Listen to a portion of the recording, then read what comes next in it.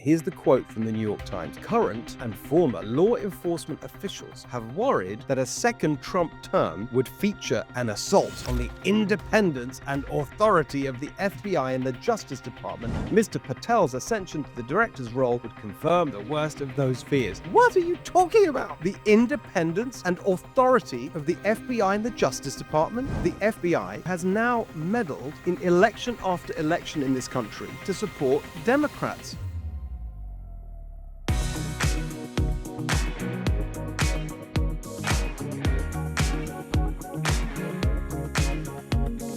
Hello, everyone. Welcome to the Steve Hilton Show. I hope you had a wonderful Thanksgiving. This is now Monday, the 2nd of December. I'm taping this, so the holidays are well and truly over. We are back to real life. Thanksgiving is a wonderful holiday. It's my favorite holiday. I'm going to talk about that at the end of the show. We were just in Hawaii. Some of you know that's our family tradition. Susan Shelley is with us today, and I talk about that a little bit with her. But the main thing that I talk with Susan Shelley about is something that is so unbelievably interesting. You got to stick around for this. These elections, right? It's now beyond Thanksgiving. We're in December, and California's election is still going on. Unbelievable. There's so much wrong with the way we do elections here in California. And actually, we have two conversations that highlight that. Susan Shelley, all the details that you need on exactly what they've done to mess up our elections. Ballot harvesting, the mail-in voting, all of that stuff, right? We go into the real details. And then we've got an amazing conversation with one of the candidates who you've met before if you're a regular on the show, Joanna Garcia Rose. She ran for state assembly in California. She's got some amazing information that I hadn't heard before about the post office aspect of the elections, right? What actually happens inside the post office. So we talk a lot about drop boxes and generally about mail-in ballots, but what actually happens, the protocols, the rules that are in place, is really, really eye-opening. And so there's a whole kind of section of the show today on what's gone wrong with our elections and what needs to be done to make it right. But I do want to start with the latest news on two fronts. And in a way, you may think of these as two separate stories, but to me, they are totally connected. The two stories I'm talking about is the one, first of all, that broke Sunday night. Joe Biden, despite repeatedly saying he wouldn't do this, pardoning his son, Hunter.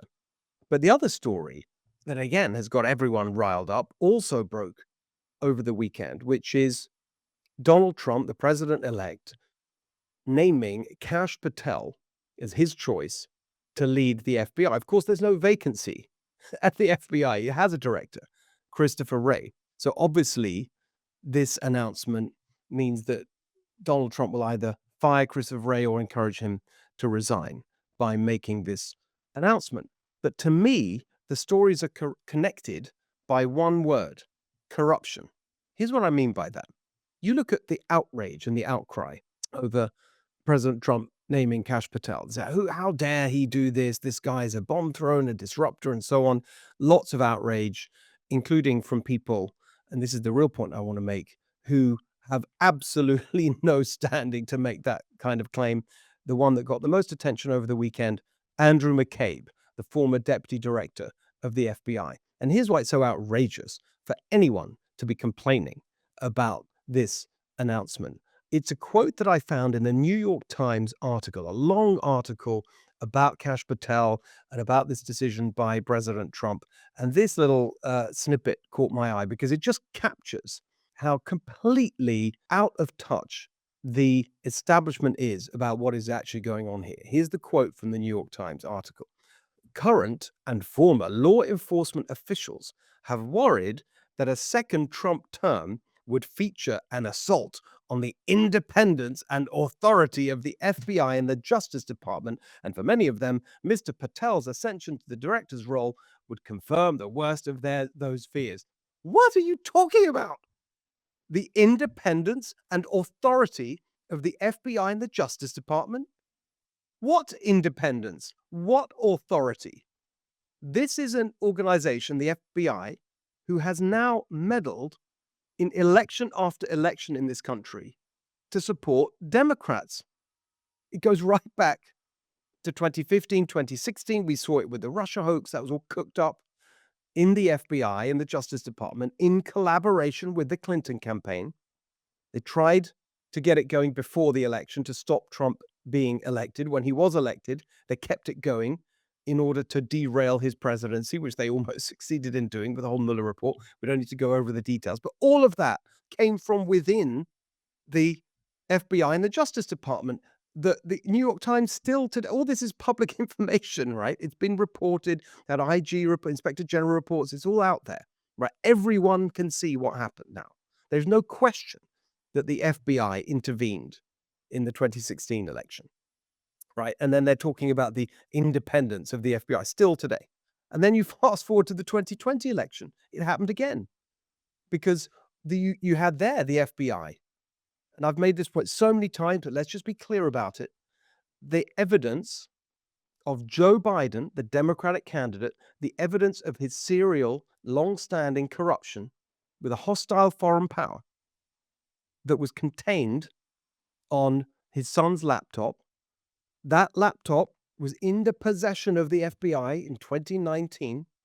And then through a separate operation, they found out, because they were spying on Rudy Giuliani, they found out that Rudy Giuliani had ended up with a laptop and that he was having conversations with Miranda Devine from the New York Post about the details and when she would publish it. And they were having a conversation, and Miranda Devine and Rudy Giuliani were talking, and they specifically spoke about releasing this information from the laptop about the Biden corruption in October 2020, because they heard that they're spying on Rudy Giuliani. The FBI then go preemptively to Facebook and Twitter and the tech companies, and they say, oh, we've found out that there may be Russian disinformation coming to attack Biden, and we think it will probably be connected to his son, Hunter. Oh, and we expect this in October.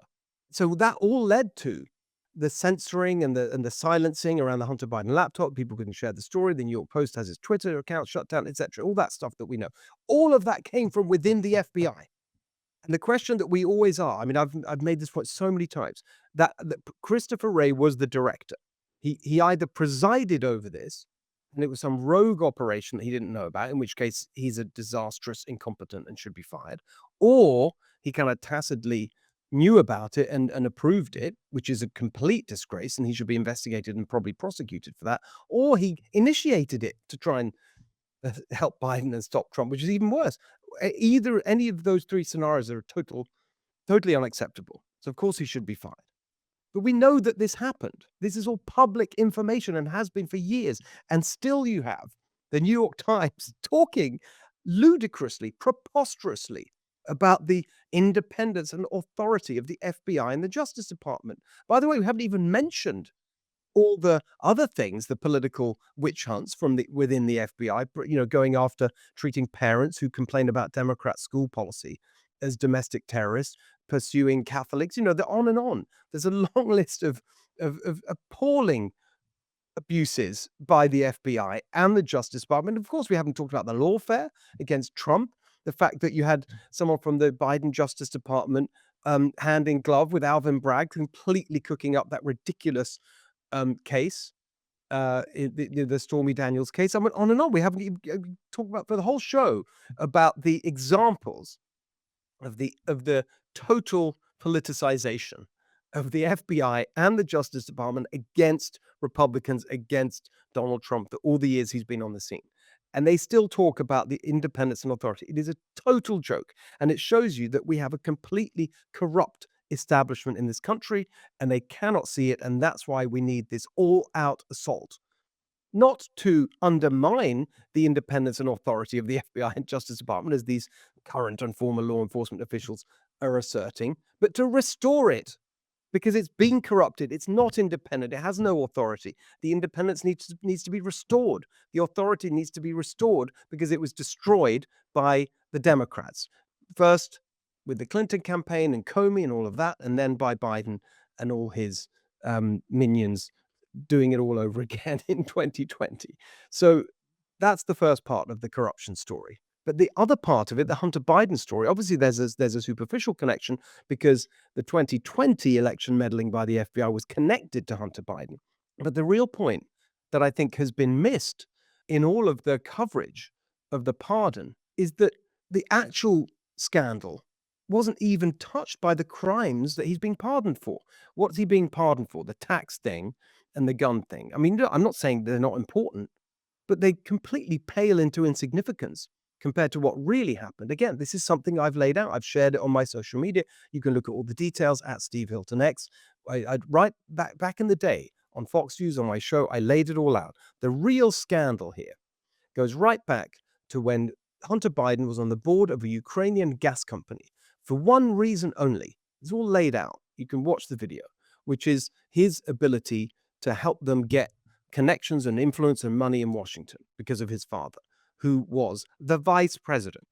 So, in charge of Ukraine policy, and he's on the board of a major Ukrainian gas company. And so there's all sorts of arguments about I mean, I don't want to go over it again. I mean, you're probably going to, it's exhausting, but, but Joe Biden firing the prosecutor that was set to investigate his son, all that kind of stuff. That's not even the real scandal. The real scandal is that actual taxpayer money, US taxpayer money, was channeled to Burisma, the company that Hunter Biden was on the board of, by Joe Biden when he was vice president. Real money, actual cash. Our money, taxpayer money, went to Burisma under the guise of supporting the Ukrainian gas industry. Well, his son was on the board of a Ukrainian gas company. Nothing has ever been done about that. No investigation, no prosecution. It is out and out blatant corruption. Money changing hands, not just vague influence or helping to get meetings in the White House. That's all been documented. Pictures of Biden playing golf with board members from Burisma, all that stuff, right? That's bad. And the reason it's so important is because, yet again, this business model that defines the Washington swamp, and so many, and you can say, and this is, by the way, why they all defend Biden over this stuff in Washington, because they know that, inverted commas, they all do it. Everyone does it. And that's what's obscene about this. And you look at all of these people in public life, the list, Pelosi with the insider trading and so on. They exploit public office for personal financial gain. The Biden family has been doing it for years. The whole family sucking at the teat of the taxpayer, exploiting public office for personal gain. And then he sort of sets himself up as some great kind of, champion of democracy and what a public servant, 50 years of public service. No. Decades of milking public office for personal financial gain for himself and his family. It's totally corrupt, grifting family. Now, it is true that it's not just the Bidens. They're just the obvious and most egregious example in front of us right now. But that's the point, that this pardon goes back to 2014, just when Hunter Biden was joining Burisma. In other words, it's preemptively stopping any investigation into the real corruption, which is the cash for gas, the money that was channeled to the company that his son was on the board of. And now he's preemptively pardoned him for that. So yet again, we have totally rotten, corrupt institutions in this country. So for anyone who says, oh, it's so, what's Trump doing with all this disruption and putting in these bomb throws and whatever, that is exactly what we need to clean up this country. The establishment is corrupt and it needs to be cleaned up, whether that is the FBI and the Justice Department, or whether it's the whole swamp of Washington and how all these people go there, they get elected, and then as soon as they can, they start milking public office for personal financial gain. That's why they all go there and get rich on their tiny government salaries, relatively speaking, to the money they end up with. That is the real scandal. And so these stories are the same point. It is the corruption. It does need to be rooted out. That phrase, drain the swamp. It's a cliche. Yes, people say it, but that really does need to happen. And it also connects to what's going on with Doge and Elon Musk and Vivek Ramaswamy, because it's all part of the same thing.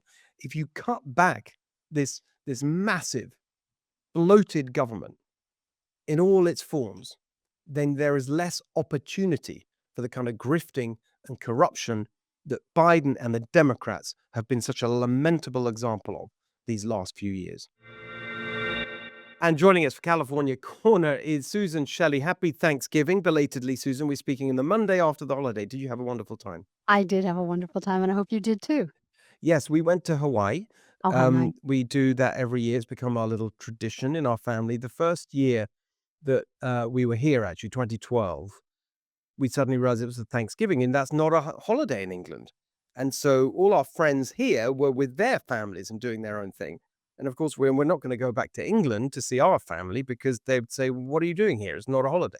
Um, and so I just thought, well, Hawaii. I'd always fantasized about going to Hawaii, and it's so far from England. It's a long flight to get to California and then another 5 hours or so. Anyway, so we went to Hawaii and it was lovely, and so that's become our thing. We go every year, we go to a different island, and now we really know them pretty well, and this year it was Oahu, and it was fantastic. So, very good. Oh, that sounds lovely. So we are still well, the amazing thing is, and this is the first topic we're gonna get into today, it is now past Thanksgiving, but the election in California is still going on. What is happening? What is wrong with our state? Well, the problem is that the legislature doesn't want to have a deadline at all. They just want to be able to encourage people to vote and then keep encouraging people to vote and then keep encouraging people to vote. So they have created a situation where people don't have to sign their ballot. It can still end up counted. They have till December 1st to so-called cure their signature by signing a form. Gives the campaigns plenty of time to get the list and go out and knock on doors of friendly voters and say, wow, you forgot to sign your ballot, but if you sign this form, it'll count.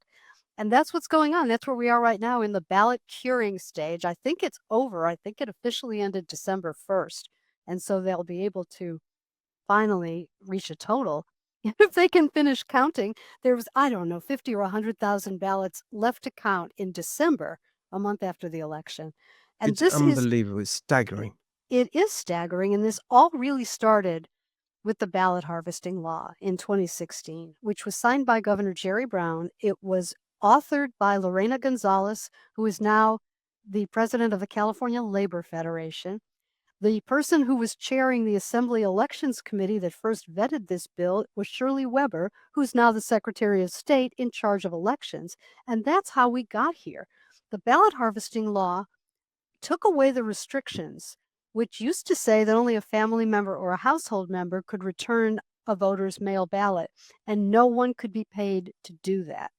But now it's legal for the unions and anyone else to pay people to canvass. So they can go knock on doors, they can take their voter list, they can go knock on the doors of friendly voters, and they can say, hi, voter's name, I'm here to pick up your ballot. I think that's voter intimidation, but it's legal in California to do that, to bang on the door and say, I'm here to get your ballot. And I just want you to be, because you're so good on the details here. People need to understand because we talk a lot about ballot harvesting, but that's why this is such a good time to get into the detail. And there's lots of details I want to get into. First of all, can you just get further into the point about paid?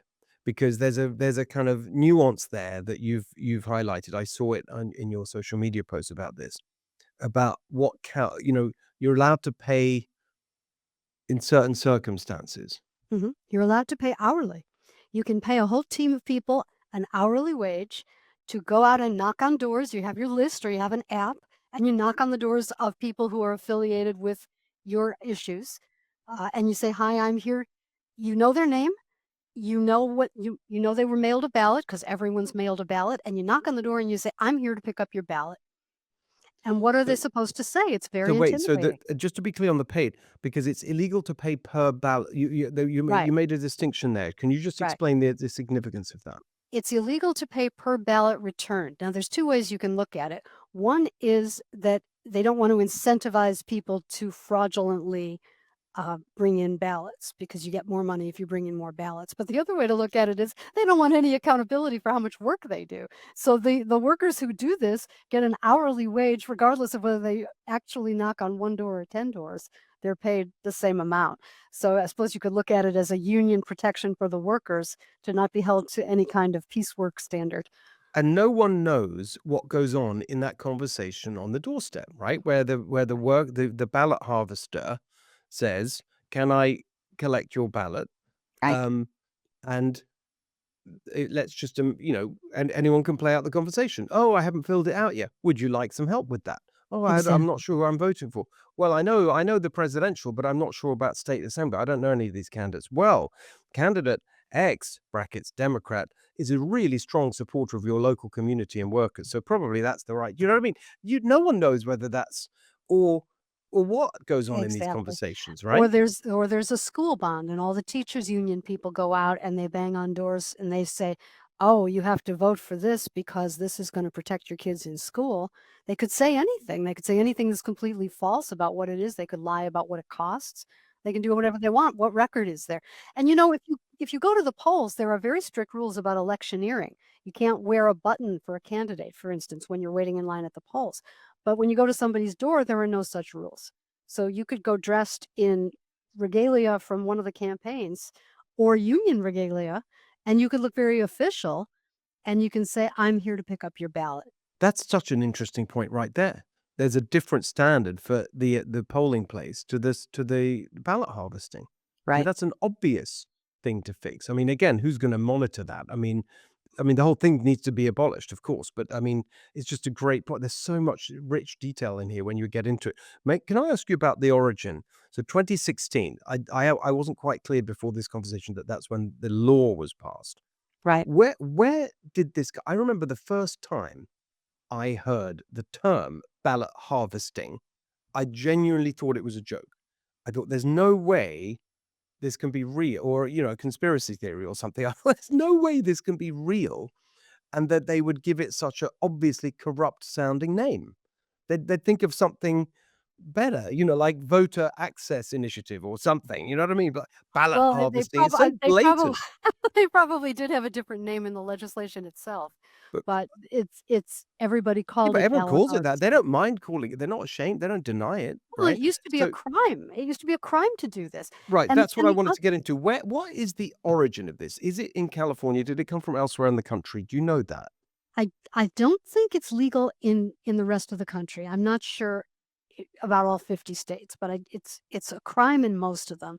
And it used to be a crime in California, and two different efforts to get it legalized were vetoed. One by Gray Davis, one by Arnold Schwarzenegger, I believe, and Jerry Brown decided to sign it. One of the pernicious things about this is that it means that a person can show up at a county registrar's office with a sack of ballots all filled out and signed. And that's not suspicious activity. That doesn't trigger any scrutiny because it's perfectly legal to get a giant sack and go door to door and collect people's ballots and turn them all in at once. So if you had fraud and someone was putting fake ballots into a drop box or delivering them, how would you know? There's nothing suspicious. You have no basis to say, wait a minute, we have to scrutinize this or this person, or there's no basis for it. This is all legal now. Okay, so this is since 2016, and when it was passed, at that point, there was no universal mail ballot.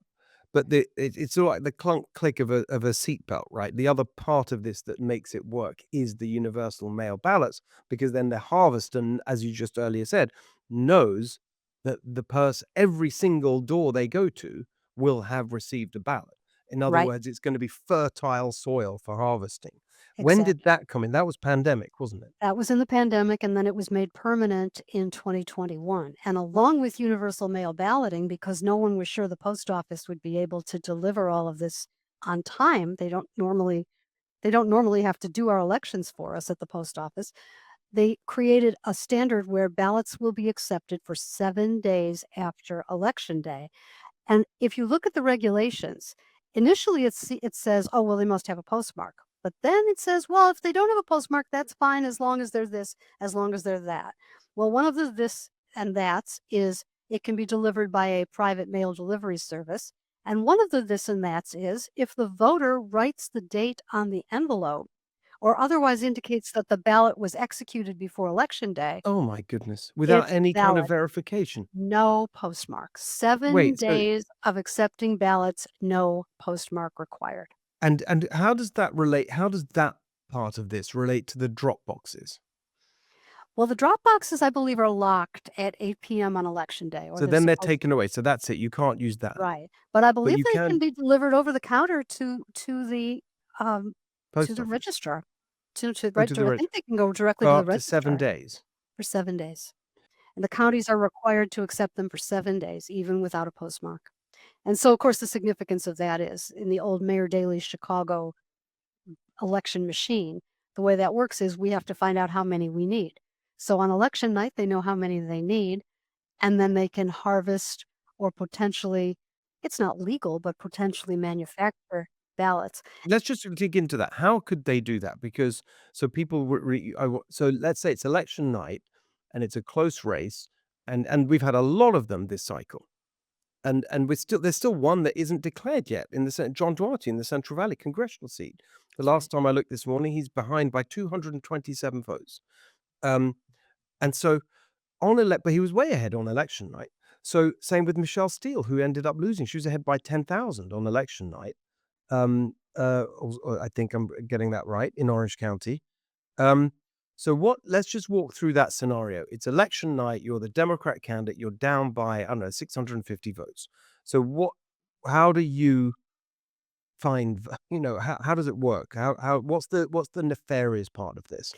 Hypothetically, if it Yeah. was a screenplay, let's just say, there are several different ways that you could do this. First of all, you know from open information how many registered Democrats and how many registered Republicans have already voted. You know that before election day, how many have returned their mail ballots in advance. So you That's already part have of an the idea. track my vote system. Exactly. Well, yes, and you can buy the data from data brokers, which comes from the different registrars in the different counties. You can see who voted early And that, and by the how way, and many. that's a useful thing for campaigns so they don't waste their Exactly. energy on people who've already Right. voted. So you already know if you're a political practitioner, you already know where you're likely to have close races. You know from polling and you know from ballot returns where it's likely to be close. Now on election, now we get to the nefarious part. Hypothetically, if it was a screenplay, here's how it could work. Yeah. You know exactly what the total is on election night. You can go out, now you have to pay people. Now you have to pay canvassers.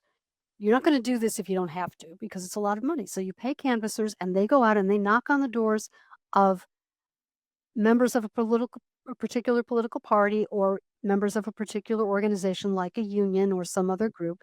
You send people to knock on the doors and hound them for their mail ballots. And you And know that then they haven't voted. So this is the set of people that right. they're likely to be your supporters, for whether Yes. they've voted before for you or whatever, member of the union, Right. but you know from the public information they have not yet voted. Right. Now you have 7 days by law to get those ballots delivered. They don't need a postmark, and you can go and do them through a private delivery service, or you can send them in with a handwritten date on them, and you can put those over the counter to the county offices. "Oh, yeah, these were all executed before election day. I give you my word." And those are the ones that are in the late canvas, where you start to see, for example, we saw this in the Michelle Steele race in Orange County, where it's just about even on election night or she was ahead. And then all of these updates start to go 60-40 for her opponent, 60-40, 60-40. And that is how, hypothetically, in a screenplay, you could do that. You just keep harvesting. You've got 7 days to get more ballots into the count.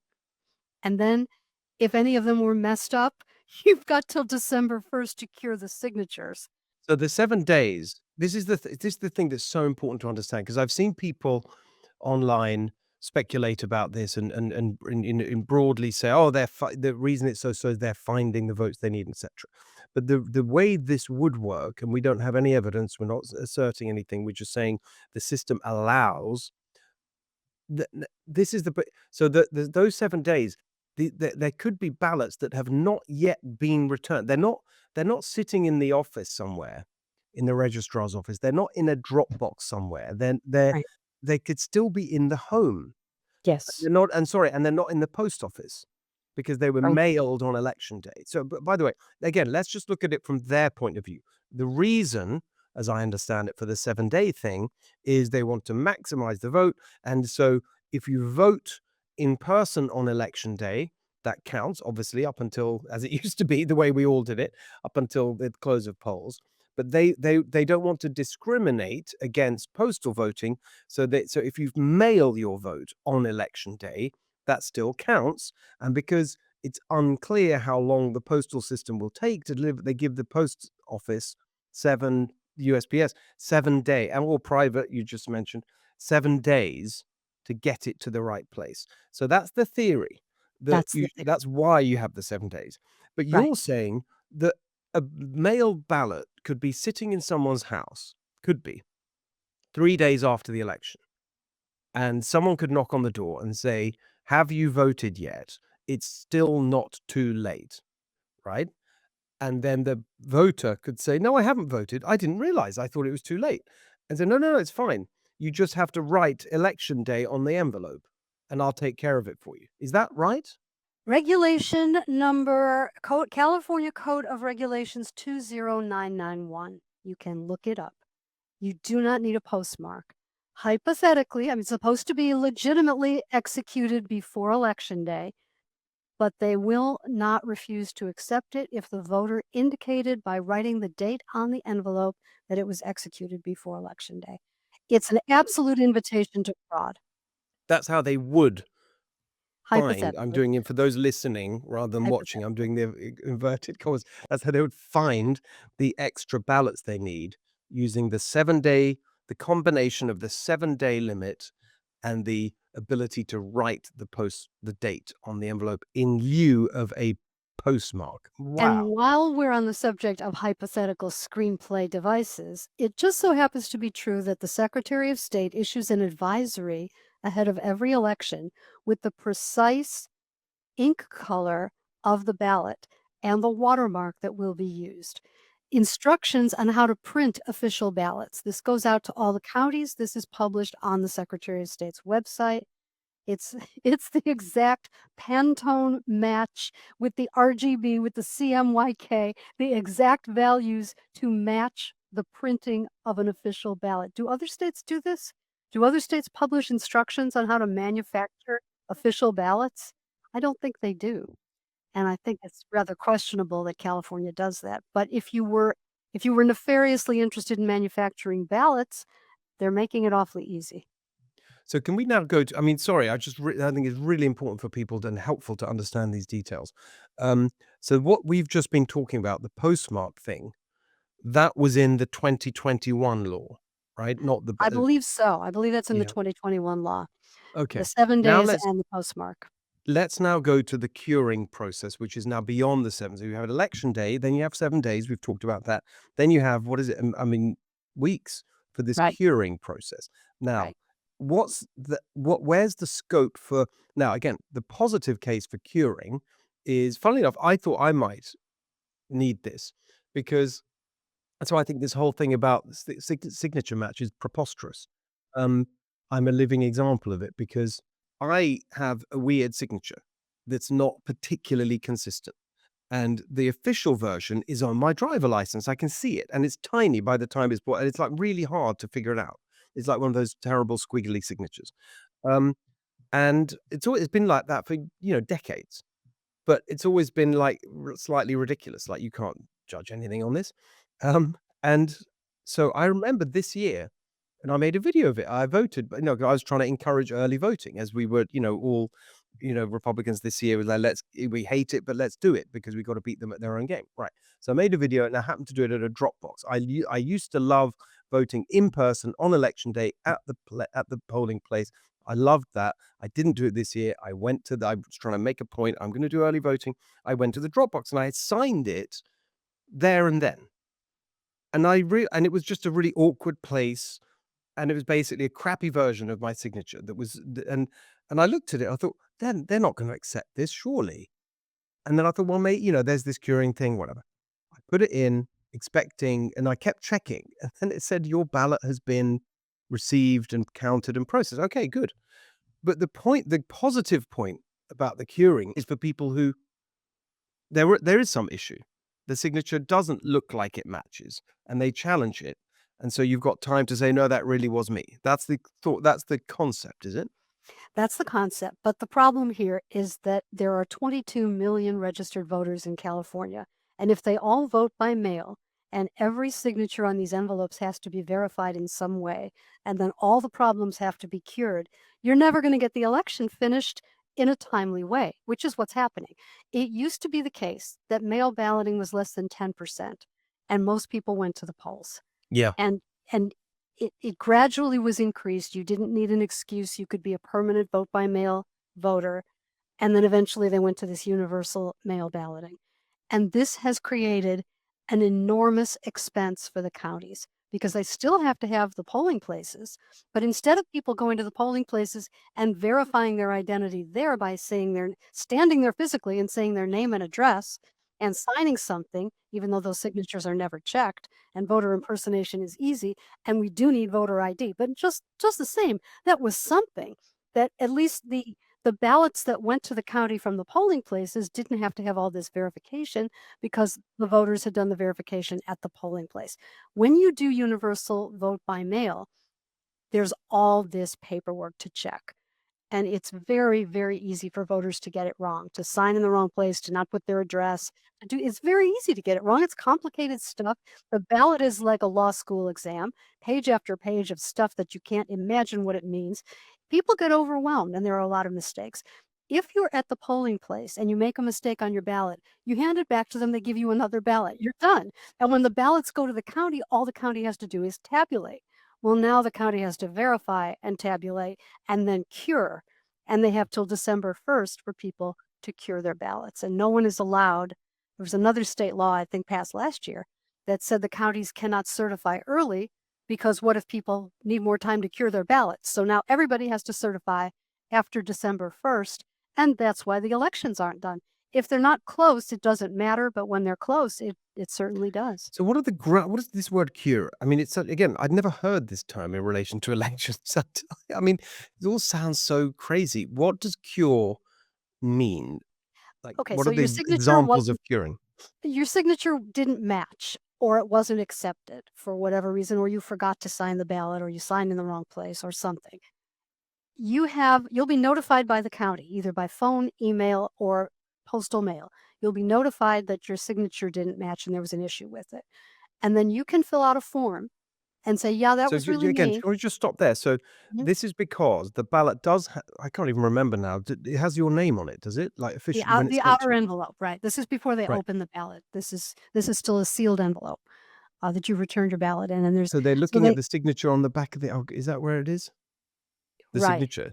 Right, So so the they look. signature's So they've missing, so rejected they it. They said there's an issue here. You either haven't signed it, or this signature doesn't match our records, and we know who you are because your name is on the ballot. So on we the will ballot contact ID you. envelope, right. Got it. Okay, that's Okay, how this now works. So it's once proactively. They have proact to contact you. they have to contact it's one more thing for the counties to do. They need Yeah. more people, they need more time, and to cure a signature, you just fill out a form and says, "Yeah, that was me," and you're attesting that that was your real signature and that will then they can count the ballot when they have that verification. The process of harvesting the cured signatures, which is something that Governor Newsom did in March for Prop 1 when he wanted that huge bond measure to pass, and it was very, very close. You send teams of paid canvassers out with the list of all the ballots that need to be cured. You go to the ones that are going to be friendly to your side, you think.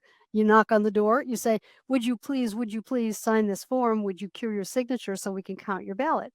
Now, once the ballots are counted, once the ballots are verified and the envelopes are open, those ballots cannot be connected to any voter.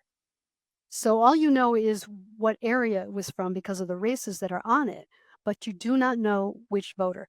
So if something is fraudulent and the county decides to count it, and later they find out that there was fraud, they cannot get those ballots out of the count. The ballots count anyway. If someone does voter impersonation at a polling place and they give someone else's name and address and they vote for that voter, even if the person turns around and says, ha ha, I fooled you, get the handcuffs, I'm turning myself in, you cannot get that ballot out of the count. It will be counted. And when the real voter shows up, that voter will have to vote provisionally. That voter will be told you already voted and they will vote provisionally. How are provisional ballots verified? Two questions. Is the voter registered? did the voter already vote?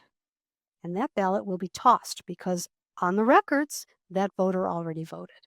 So that's how easy it is in California without voter ID to steal an election. Wow. I mean, so so let's just go into that again, just to specifically play it out because it was so helpful the way you did it with the ballot harvesting. In the curing process, how do you do the fraud? Like, I'm just not quite clear about that. Like, just do a Well, scenario. I don't know that there's fraud in the curing process. That's just one thing that slows everything down.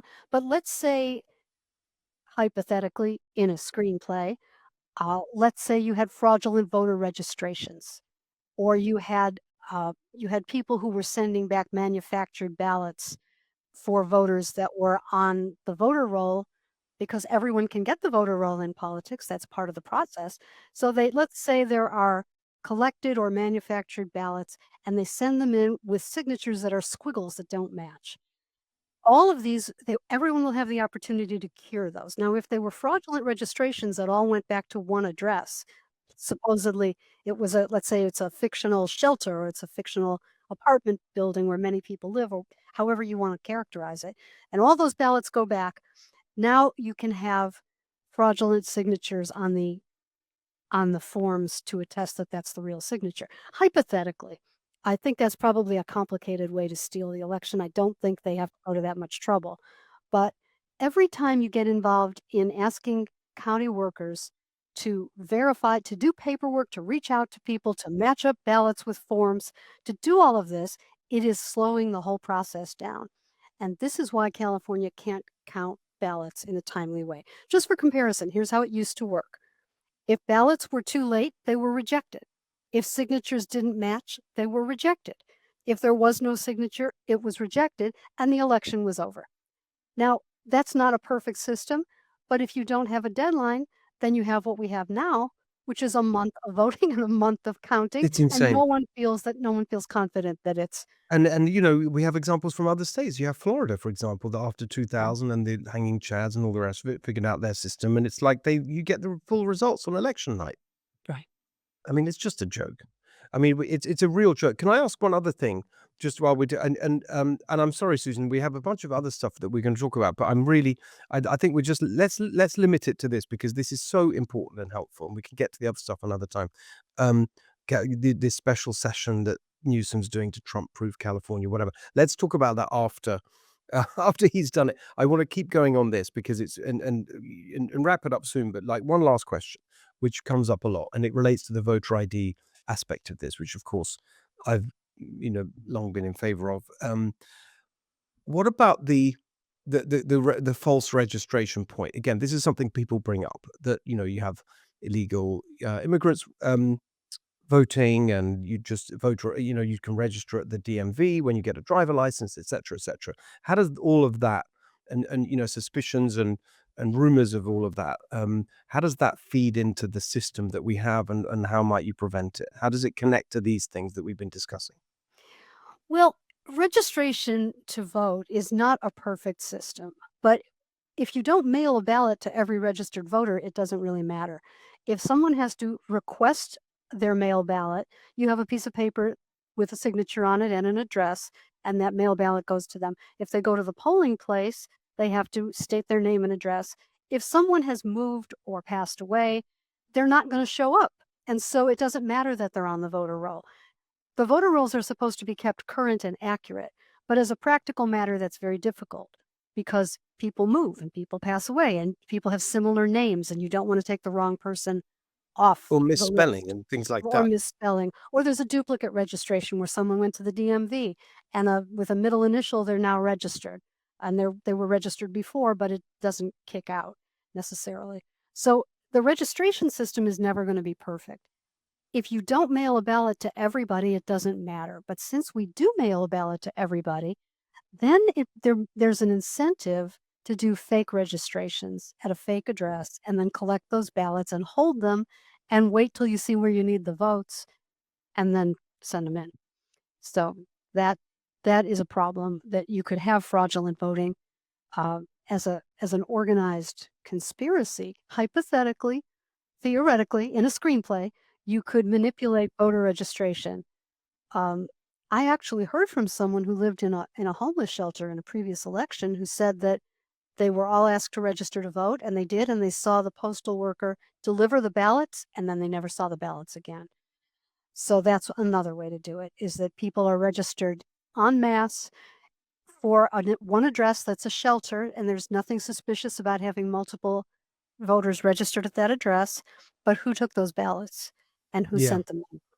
I mean, this is the thing, and by the way, we're going to have I've got another guest coming on, Joanna Garcia Rose, who ran for state assembly this year, and she's got some really interesting information, just narrowly about the post office aspect of this, and how postal ballots are handled in the postal system, and cause for concern there. So I mean, there's so much here that's wrong, um, and it just it's just the solution is so straightforward, which is what, like, every time we talk about this, which is basically what most other places in the world do: vote on one day, count on one day, results on one day, and vote with voter ID. I mean, then you can do it. Most places do this. It's not inconceivable. We've made it so complicated. All these different things are just opening up the possibility. And even if none of the scenarios that you have outlined, Susan, have come to pass or whatever, it undermines confidence in the system, because people can see that all this is possible. And so it feeds the rumor mill, and the lack of trust in our elections. And the whole thing is just, I'm afraid, it's just a total joke. And we're a laughing stock nationally. I mean, we still have a congressional race not decided. It's now Well, December. I mean, the risk of getting caught is very low and the reward is very high, and that is a recipe for trouble. You know, you're having a situation now where control of Congress hangs in the balance. It's narrower and narrower. And if you have elections that are being stolen, where one candidate was leading on election night, and then there's a dramatic reversal that can't perhaps be explained by statistical probability, then people are going to be wondering, rightly so, why California votes this way. I think we could fix it all with voter ID and mail ballots by request only. I really exactly. think that would That's right, fix it. exactly. I should have said that as a caveat. Of course, that it's the case that some people, there may be, you know, sick, hospital, um, unexpectedly overseas, one of their there's all sorts of reasons that people may not be able to vote in person on election day. That's reasonable. Every place has an allowance for that and should have, and that's perfectly right. But that should be on a case by case basis. It's such an obvious point. It's such obvious common sense. Um, and we do need to fix it. I mean, one of the things that you wanted to, I mean, let's just do it. Let's just, as we say in TV, a tease for a future episode. We're going to talk with you, Susan, about the special session. This ridiculous special session. We're taping this Monday morning, December the 2nd. I'm actually heading up to Sacramento to see some of the newly elected members of the Assembly and Senate that I helped in their campaigns. Um, and it's just all about, I mean, it's just such a waste of time. It's all about, what does he call it? Trump proof in California. It's doing nothing to actually help anyone. We'll talk about that afterwards. The other thing is, you've got and this is in the works with you, a whole bunch of initiatives that would really help save California. One of them is on the voting. So I think that we should come back to that, how you actually solve this problem, and have a specific list of reforms that would restore integrity to our elections. I mean, we need to do it. I'm working on a list of 10 initiatives to save Californians, not just the state, but Amazing. individual Californians. Fantastic. Susan, thank you so much. I'm sorry. It was just, you're so knowledgeable and you know all the details, and that's why it's so great to have you. And I'm really glad we did this, because it's just embarrassing how bad our elections are, but people really need to understand the details, not just the overall point. So thank you so much for that, as always. Always a pleasure, Steve. All right, joining us now, my friend Joanna Garcia Rose, a fantastic candidate for state assembly, who I tried to get across the line. We didn't quite make it. I did what I could to help you, Joanna. You didn't quite make it. You should have done. And I really, really hope you will be back, because you're amazing and you're exactly the kind of person that we need in the state legislature. First of all, can I ask how you're doing? I'm doing really good. Back to work. Used up all my vacation and leave dealing with the election and all those fun things. Spent the weekend helping cure for Senate Congressional District 13. Uh, so yeah, there's some questions there. It was a little interesting in my race as far as voter integrity ID, however you want to Yes. label it. I was losing by 10,000 votes initially, which was expected because most early votes usually lean a little bit left, and then election day leans a little bit right. So it was pretty interesting to see that we were as close as 3,000 votes from the incumbent, and now we're back at 10,000, 11,000 votes. And so it's just peculiar to see trends like that that kind of came at the end in a way that wasn't really expected. And there's a big overlay with my race and the congressional district 13. So, we're seeing the ramifications of that with Duarte losing his lean over time. And so one of the things that caught my attention was specifically just the mail-in ballots and how they do things. As a state worker, yes, there are policies, procedures that are in place, but there's always a little bit of a gray area or discretion, especially as a tax auditor. That's kind of what we're targeted to look for, is what are these gray areas? How do we eliminate them kind of scenarios? So when I was looking at the postal situation and ballots are, because the postage is paid, there is no timestamp or postage stamp that is necessary, no postmark, because it's already paid. And so they get instructions from the federal government across all the post offices of what they do on election night. But I have a friend that works, out of state. I have friends that work locally, in state. And so there's always a little bit of a variance, especially if it's a big office versus a small office. But basically the protocol was election day or around there, you would have to what's called round date them. So it's just a little stamp where you can roll the date to whatever you want it to be. Usually you'd have it be that day and you can stamp it. And then they have bins of ballots that are received properly timestamped and that aren't received properly timestamped. So the ones that are received properly, I'm told, get routed directly to the elections office. Here in California, they actually have someone who takes them over. And then the ones that are not to be counted get routed, because it's still mail, they have to do their job. They get routed to the Secretary of State address or whatever address is on it. I don't have my ballot postage thing anymore, so I don't know if it goes to the local office or the Secretary of State, but they route it through the regular mail for ones that were not, quote, timely to be counted. And so to me, that just leaves a big gray area. It should be federally mandated that every elections ballot gets run through the machine with the timestamp. Even though postage is already paid, you could do a zero postage paid, run it through. Yes, it's a little bit of extra work. It's chaotic. Election day, you're getting all these ballots coming in during that 30-day period. But, where's the integrity? If we don't have security and integrity in what we're doing, it leaves questions to be called that maybe aren't there. Maybe nobody is Yes.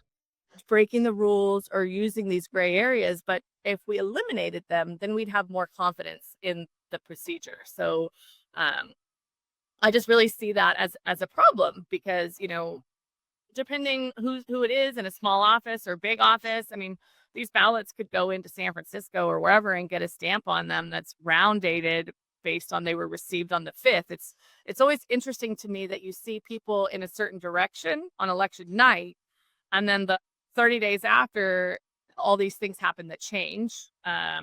And so that's a little weird to me. So I think if we got rid of this gray area, it would instill more confidence. I agree with everything that you were talking about earlier about absentee balloting being request only. You don't send out 1 million ballots to people who are potentially dead or moved. Let them fill out the form. That's how it was when I first was voting. I had to request my absentee ballot, but I liked sitting at the kitchen table as a family with my father, going through the ballot and figuring out who knew what about what and voting as an informed voter. So I like that absentee process, because then you can know, I don't know about this area, I want to research it.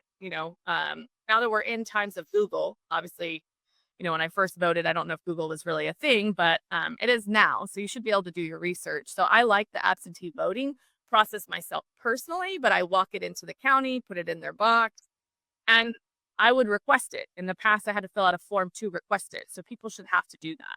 It's so interesting because you've got what's interesting to me about this, and we were talking about this the other day, and I thought this is super interesting, and we don't really think about it, which is the postal service, the USPS aspect of this and their role, because that they and that and what's interesting is that all the time when we talk about these, you say, well, it's California law, right? Election, the Constitution is very clear that election rules are set at the state level.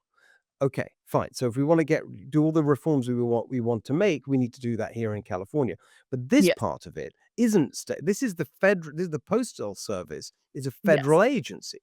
And so that you could imagine the Trump administration, the incoming administration issuing new protocols or rules, whatever, to tighten up what happens at the Postal Service end of this. That's what I find really interesting about this. I'm very excited about that opportunity because, yes, in California, we have to get Governor Newsom or all of these other people who have had control of our state to relinquish some of their control by making things more secure. And so, um, how we do that is state legislation, and that's going to be a hard pill to swallow for these people who are holding their authority by possibly taking advantage of gray areas. And so, Trump can institute this requirement for the USPS, United States Postal Service, across the board to every state. And I think you could really eliminate some of the ways that could be potential for mistakes to be made. I mean, they have them going in a bin.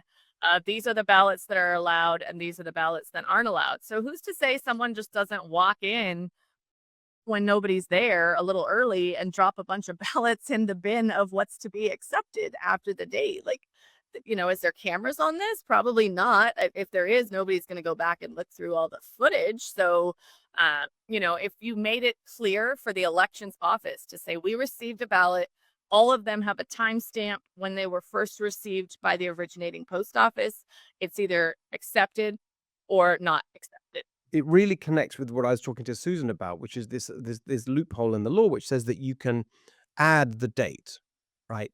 And so one version of that we were discussing was that the ballot harvester can add the date, right? Because you got 7 days, right? Um, but your version of it, which not yours, but the version you're highlighting, My thought. is that Yeah, my thought. exactly, the post office. Something could happen in the post office. And I mean, the people with the boxes, the county knows when they check the boxes. They're not going to be checking the boxes after 8 p.m. on 11/5. They're done. You can't put it in a box anywhere. So your only chance to get it in is at the post office. And so we really need the federal government to step in. I think that would clean up a lot of the mistrust issues that we have in some of these blue states.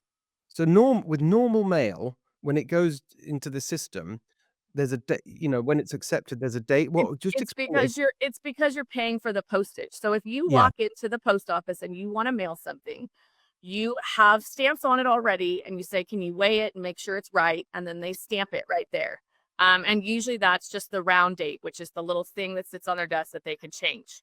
They run it through the machine that requires like a IT or a hacking expert to change dates, someone smarter than me, anyways. When it comes to equipment to change the date. So it gets run through a machine, but you only run it through the machine for stamping when you're putting postage on it. So when you pay for the postage. So because ballots are like a lot of other mail where the postage is paid in advance, they run it through. And so I think it'd be super easy to just implement a zero postage requirement, run it through for $0. And then it has the stamp of the date and the time that the $0 postage was added. Yes, it's a little bit of extra work, but it ensures our integrity, and it lets the elections office, when they receive any mail ballot, okay, these are the ones that came from the post office. These dates are good or not good. And then if it gets Yes. lost, like I could be up here in Sacramento working, fill out my ballot, drop it in the mailbox. It's going to route through a bunch of places before it gets back to Merced County for me to vote. And so you're letting people can, commit potential fraud anywhere in this country for the state of California voting. And there's no way for the registrar's office to know if it was, valid or not, other than the post office said, here's good ballots received up to 7 days after the election. It's incredibly interesting. Have you heard anyone else discuss this? It's the first time I'd heard about it, this post office aspect of it. No, I was talking to a friend of mine who works at the post office the Thursday or Friday before the election. They've never voted before, so I was helping them fill out their ballots and vote. I was like, "You got to vote for me. We need every vote we can get." And so I was going through it with her and her husband, and we I was like, what happens with the postmark? How does that work? And she's like, oh, they don't get postmarked. What are you talking about? They don't get postmarked. I mean, what do you mean they don't get postmarked? Like everything gets well, yeah, but postage is paid. We can date it day of election or day before we start date stamping it. I'm like, wait, what? So she actually called her supervisor, put it on speaker, and she said, well, we don't have the protocols yet for election day. They get, handed down.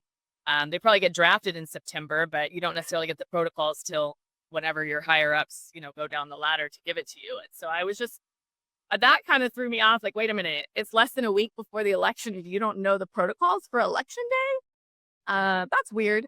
And then, it leaves them with the opportunity. Most people are good. When I audit most people, when I worked for EDD, 99% of people are voluntarily compliant.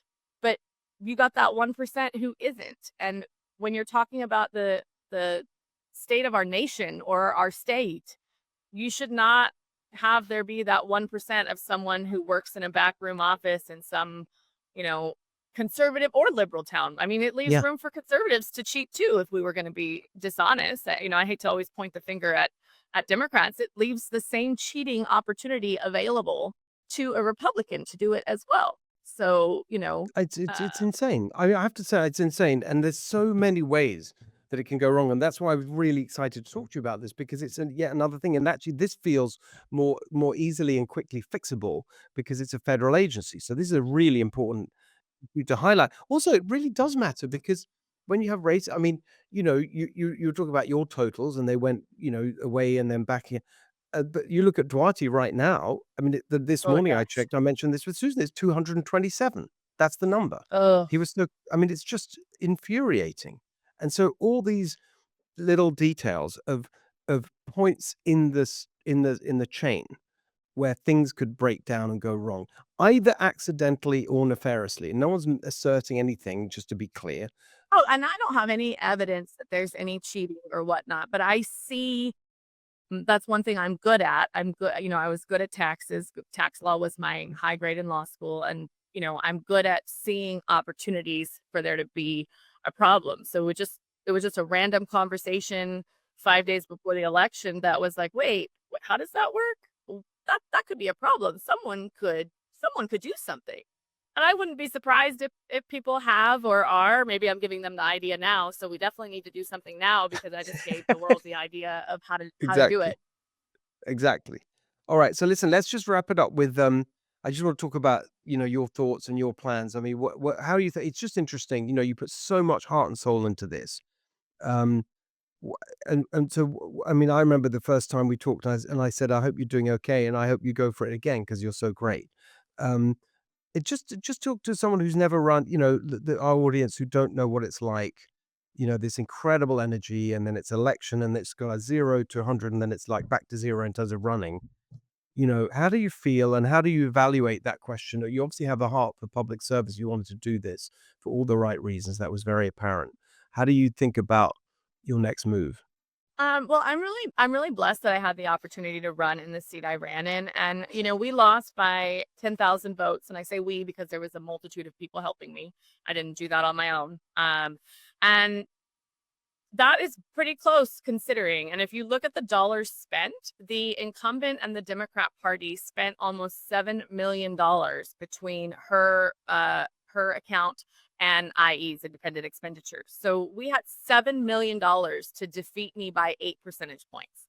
I feel amazing with that. Like that means a lot. And we are picking up a few seats. And if there had been an extra $1 million that had been spread out between our target holds and our pickups, other than mine, we potentially wouldn't have got those. So I feel like I did serve a purpose by running, even if it wasn't the purpose that I had hoped for, to win and be able to help fix some of these legislative and budget issues and bring my information forward.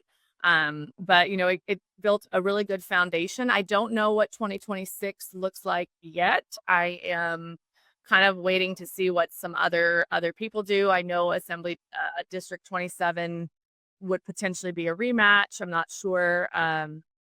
I'm not sure what I want to do about that. I know that the Senate District 14 is also going to be an open seat. I know there's a few Democrats declared, not the incumbent that I ran against yet, but I've heard rumors she might. So I'm kind of just, I think waiting to see what the landscape looks like, and then who wants to be supportive of what. It's a lot of work. It's a blessing in a lot of regards, but it's exhausting, and it costs you. It costs you besides sleep. It costs you time with family. I have a young son who's my big priority. I'm sure you remember him trying to steal the microphone from you all the time that you helped me, and so I want to be there for him, but I also want to make sure he has a place to grow up in that is thriving and good. So we'll see what kind of comes out. I think everybody's in politics is just holding their breath during these final days of counting in California. And then I think we're going to just take a nap through the holidays and reconvene in 2025. So All right. Well, that's my plan. Joanna, it was one of the real great joys of this whole experience for me was getting to meet you and know you, and I'm with you, and I hope that you'll be back. But for the time being, thank you so much for joining us today. We really appreciate it. Of course, I wish you well. I love everything that you do and that you stand for. So I'm really excited about what the future holds for you with our great state. All right. So, as promised, I just want to say a little bit about my trip to Hawaii. We just talked about a little bit with Susan. It's become our tradition. But the thing that I really love about it, and I should say aloha as we start this segment, I suppose, is that you've got this beautiful nature that you can all enjoy. You can be outdoors. The weather, everything about it is just it's just carefree. And I think it really does remind you, and that's why it's such a great place to be for Thanksgiving, of what really, really matters, which is your relationships, your family, your friends. We were there with family. My son's one of their close friends was with us, and you're just outdoors, you're enjoying nature, you're having a good time. It's such a cliche, I know, but this is why Thanksgiving is such a great holiday. It does sort of prompt you to think about what's important, and you don't do gifts, and it's not all about the consumer aspect of it. In that sense, when everyone derides America for being this consumerist society, actually the defining American holiday, Thanksgiving, actually isn't particularly consumerist. Yes, of course, there's attention on the meal and what are you going to make and what are you going to buy and all the rest of it, but it's not about that. In the end, it's about coming together with friends and family. It is a really, really beautiful thing. It's so special. Um, and there's just nothing like it anywhere in the world. I remember just when before we moved here in 2012, not really understanding Thanksgiving, and actually, like with so many things about America, people from the outside just don't get it. Same as we're certainly not going to get into the guns debate here, but that's another example where people from outside look at America and they, what is it with these Americans and their guns? And the same way, what is this Thanksgiving? What is that all about? Sounds kind of ridiculous. It's actually the best holiday as far as I'm concerned, my favorite holiday, precisely because it focuses us on what really matters. I wrote this book in 2015 called More Human, Designing a World Where People Come First. And for me, Thanksgiving is not just more human, it's the most human of the holidays because it just brings us together. We found a tradition that we love, which is going to the islands, and the environment that we're in helps us do that and disconnect and just focus on relationships and being with the people you love. And it was just a very, very special time. You saw some of the pictures that I posted about it. I love going there. We'll be back next year, I'm sure. But for the meantime, that is our show for today. Hope you had a wonderful Thanksgiving. Hope you enjoyed today's episode. Make sure you follow us on Apple, Spotify, YouTube, wherever you get your podcasts. And we'll see you back here next week for the next episode of The Steve Hilton Show.